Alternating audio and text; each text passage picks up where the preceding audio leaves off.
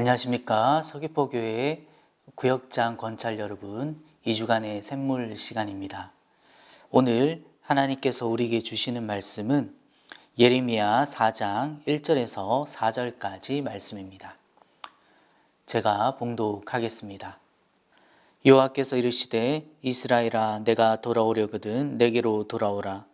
내가 만일 나의 목전에서 가증한 것을 버리고 내가 흔들리지 아니하며 진실과 정의와 공의로 여호와의 삶을 두고 맹세하면 나라들이 나로 말미암아 스스로 복을 빌며 나로 말미암아 자랑하리라. 여호와께서 유다와 예루살렘 사람에게 이와 같이 이르노라. 너희 묵은 땅을 갈고 가시던 불에 파종하지 말라.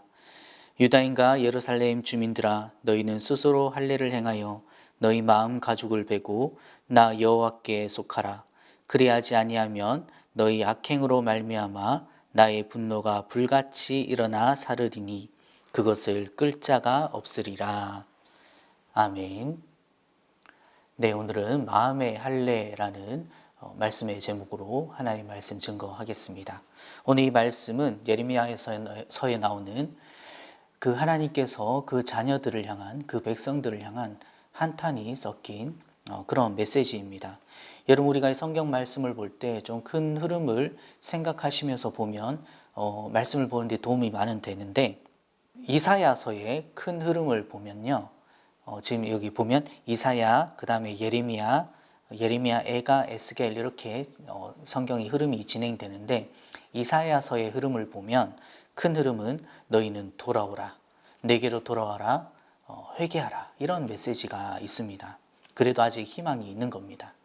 그런데 이 예레미야서의 메시지의 큰 흐름은요, 다 망할 것이다, 무너질 것이다, 너희는 포기하라, 이런 메시지가 있습니다. 그리고 실제로 이 예레미야 39장에 이 예루살렘이 바벨론에 의해서 완전히 멸망당하지 않습니까? 그 멸망당함을 지켜보면서 이 예레미야 선지자가 눈물로 쓴 글이 예레미야 애가입니다.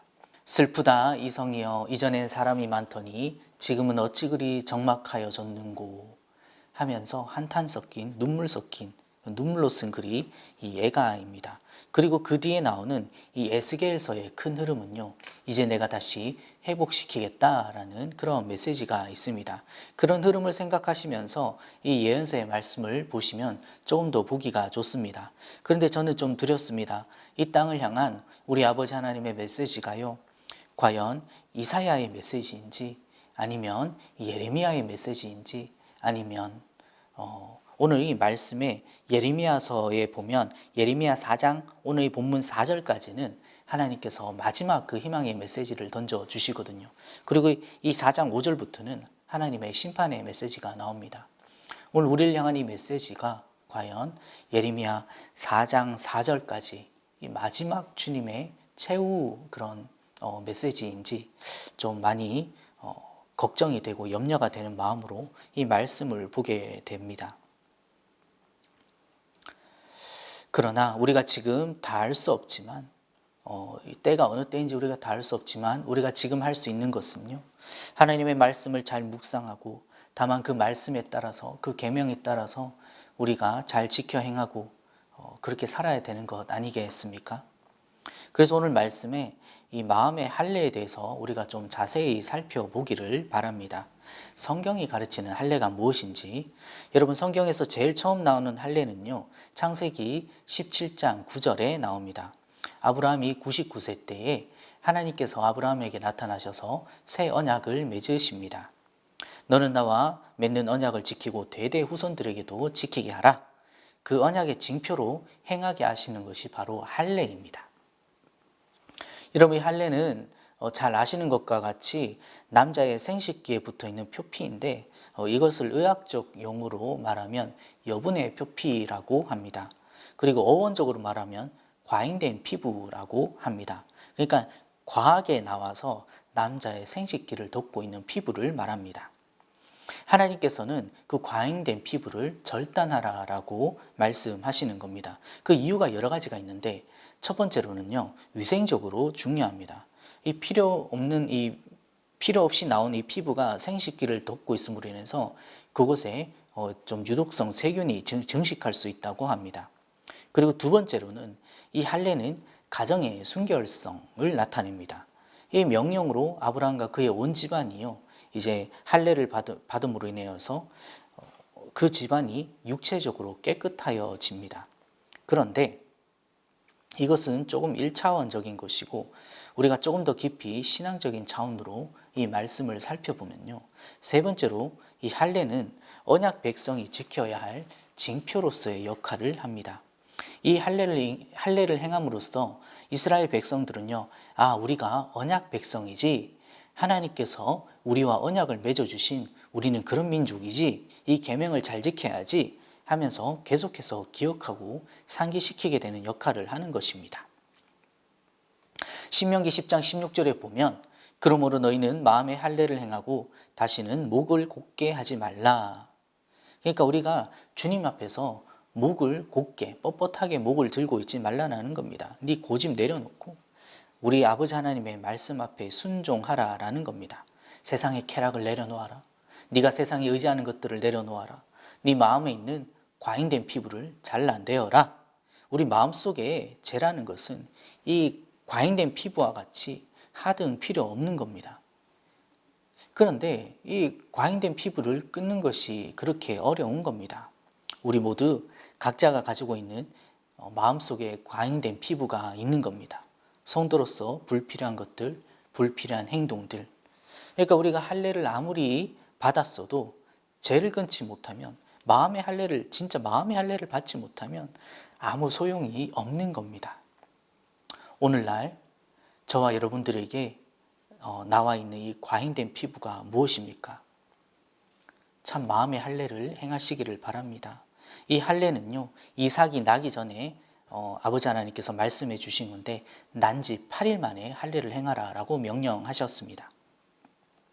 그러니까 정말 지극히 어릴 때 할례를 행하라 라고 명령하셨는데, 이 말은요, 영적으로 말하면 유아 교육입니다. 난지 8일 만에 할례를 행하는 것은 우리 자녀들에게 그 심령에 영적인 파수꾼을 세우는 겁니다. 유아교육에서 제일 중요한 것은 영적 파수꾼을 세우는 것이죠. 요즘 이 시대는 영적 파수꾼이 없는 시대입니다. 어린이나 아이나 할 것 없이 마음에 파수꾼이 없는 시대, 그냥 자기 소견에 옳은 대로 행하며 살아가는 시대가 아니겠습니까? 그런데 문제는요, 이렇게 가면 죽습니다. 반드시 저와 그리고 우리 자녀들에게 이 영적인 파수꾼을 다 세우시는 저와 여러분 되시기를 간절히 바랍니다. 마지막으로 이 할례는요, 그리스도인들의 믿음을 나타냅니다. 여러분 생각해 보시면, 하나님께서 이 언약을 맺으실 때 할례를 명하셨습니다. 그런데 그때 시대적 상황을 봤을 때요, 이 할례를 행하는 것은요, 굉장히 위험하고 잘못하면 그 민족이 멸절당할 수 있는 굉장히 위험한 행위였습니다. 생각해 보겠습니다. 당시 아브라함이 살던 시대는요, 그야말로 힘이 절대적인 힘이 법인 시대였습니다. 잘 아시는 것처럼 할례를 행하면요, 남자는 움직일 수 없습니다. 하루 이틀 아프다 마는 것이 아니라 굉장히 긴 시간 동안 움직이지 못하는데, 그 기간에 만약에 누가 쳐들어온다고 생각해 보십시오. 이것은 그냥 다 죽는 겁니다. 여호수아 5장에 보면 이스라엘 백성이요, 이 가나안 정복을 위해 요단강을 건넌 후 길갈에 머물었는데, 그 길갈이라는 곳이 어디냐면 바로 여리고성 코앞입니다.